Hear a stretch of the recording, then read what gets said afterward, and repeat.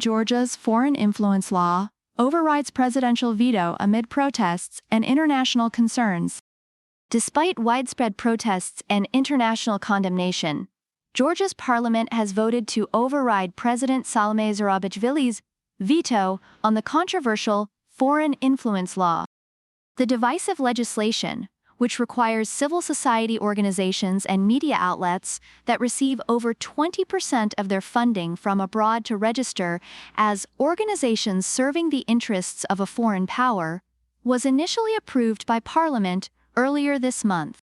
President Zurabishvili subsequently vetoed the law, arguing that it was modeled on a repressive 2012 Russian statute designed to stifle pro-Western groups. However, on Tuesday, as demonstrators gathered outside Parliament, lawmakers voted to overturn her veto, paving the way for the Speaker to enact the bill into law in the coming days. The European Union has cautioned that the legislation could hinder Georgia's accession to the bloc, a goal supported by approximately 80% of Georgian voters. Reacting to Tuesday's vote, Lithuanian Foreign Minister Gabrielius Landsbergis expressed profound disappointment. A very sad day for Georgia and the rest of Europe.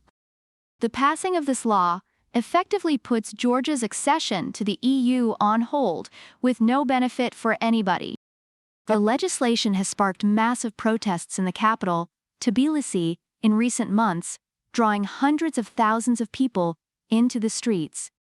Critics accuse the ruling Georgian Dream Party of seeking to discredit dissenters as traitors and thwart Georgia's aspirations to join the EU. They also fear that the government will use the law to stifle debate ahead of parliamentary elections scheduled for October. Earlier on Tuesday, EU Foreign Affairs Chief Josep Borrell reiterated warnings that the foreign agent law would hinder Georgia's future EU accession.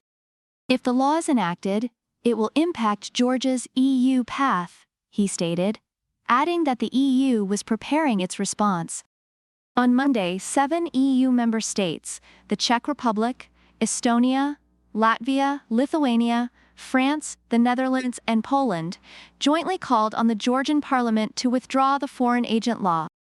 The United States has also expressed concern, warning that the legislation and the government's anti-Western rhetoric are turning Georgia into an adversary and that Washington could withdraw billions in economic and military aid.